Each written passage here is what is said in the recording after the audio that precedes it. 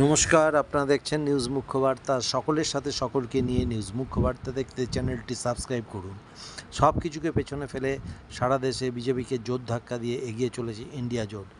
সেই ধারা বজায় রেখে বাংলায় বিজেপিকে কার্যত কোণঠাসা করে সিংহভাগ আসনেই এগিয়ে চলেছে তৃণমূল কংগ্রেস। প্রতিটি রাউন্ডের ব্যবধানে বাড়িয়ে এগিয়ে যায় তৃণমূল প্রার্থীরা। গত 2019 লোকসভা নির্বাচনে তৃণমূল 22টি এবং বিজেপি 18টি আসন পেয়েছিল, কিন্তু এবার বাংলার আকাশে পুরোপুরি সবুজের ঝড়।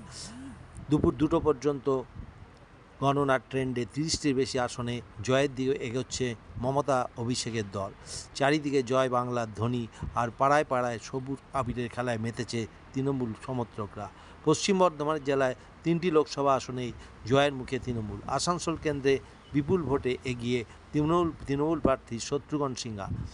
বর্ধমান দুর্গাপুর কেন্দ্রে বিজেপির হেভিওয়েট প্রার্থী দিলীপ ঘোষ থেকে অনেক ব্যবধানে এগিয়ে রয়েছেন প্রার্থী কীর্তি আজাদ। অন্যদিকে বর্ধমান পূর্ব কেন্দ্রে তৃণমূল প্রার্থী শর্মিলা সরকার প্রায় জয়ের মুখে। ব্যুরো রিপোর্ট, নিউজ মুখ্য বার্তা।